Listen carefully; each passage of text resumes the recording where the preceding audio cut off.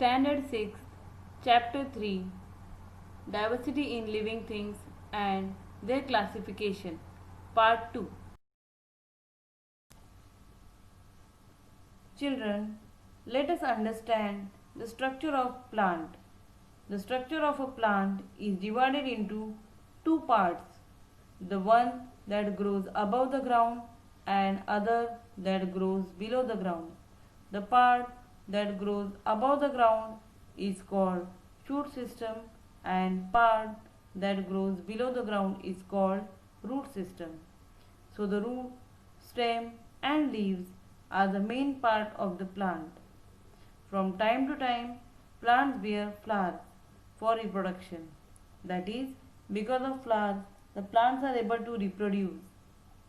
Flowers are transformed into fruits. Fruits have seeds and seeds give rise to new plant. We have seen most of the fruits have seeds in them, and when we sow these seeds, we get a new plant. Now, let us understand each part of plant in detail. Now, let's begin with root. The root hold the soil firmly. It means that they are able to catch hold of the soil and so they spread out deep into the soil. Now, why do they do that? To anchor the plant, that is, to support the plant. So when the root spread out and hold the soil, the plant shoot system, that is, stem, leaves, flower and fruits get support and it is able to stand erect during the wind or storm. The main function of root are to absorb and transport water and nutrient from the soil, which is carried further into stem. The roots of the carrot, radish, also beetroot, store food in them. There are two types of roots, taproot and fibrous root. Children, you can observe in your textbook the taproot picture of taproot is shown and fibrous root. Example of taproot is hibiscus plant root, banyan trees root. Then fibrous root you can observe of onion, then grass.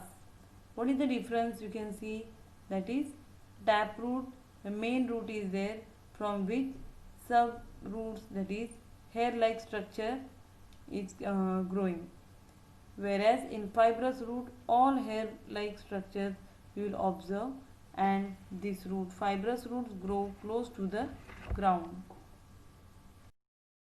Here one more picture where you can clearly understand difference between taproot and fibrous root. Your main root is called taproot in first, from where hair like structure is growing, and fibrous root you can see all thin hair like structure is coming out.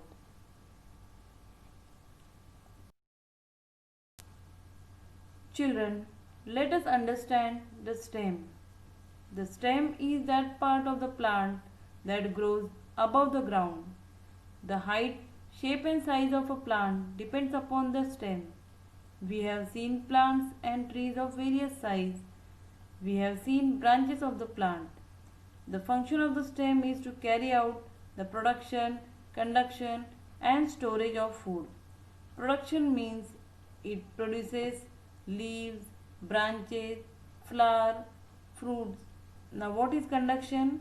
It means it transports all the nutrients and water from the roots to the various parts of the plant. So that is called conduction. Now what is storage of food? So it is to take the nutrient and water and sometimes it stores in it for further use. Now in some plants, stem has the function of reproduction.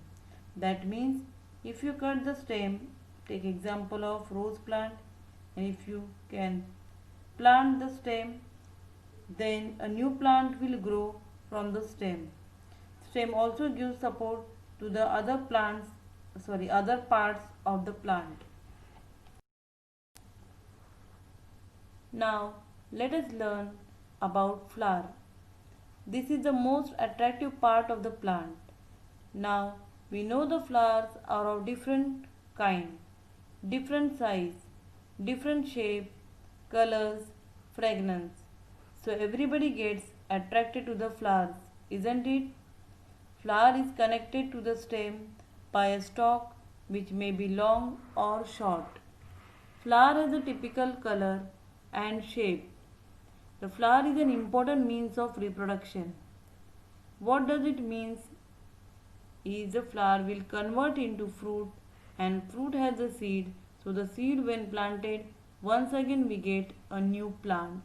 That is why flower is a means of reproduction. Children, let us learn about the leaf. The leaf is flat, it plays an important role in the production of food. That is, leaf is a place where plant will produce its food. It has a tiny pore or hole called stomata. So leaf will take the nutrient and water from the stem and in the presence of sunlight and with the help of carbon dioxide will produce food that is required for plant. So leaves produce food in the plant. Leaves are of two types, simple leaf and compound leaves. Simple leaf just has a single leaf blade, example hibiscus plant, whereas compound leaf has a leaflet, example rose plant. Next part of the plant is fruit. Fruits have different shapes. We all know about fruits. We eat fruits daily. Fruits are of different shapes, size, color, texture. So we find different types of fruits. And fruits contain one or many seeds. Some fruits like mango will have one seed, whereas other fruit like watermelon have many seeds. Now the pod of beans and peas are actually fruits. Now we find most of our vegetables like tomato, brinjals, ladyfinger, even pods of peas. All types of beans are actually fruits which we all call them as vegetables and we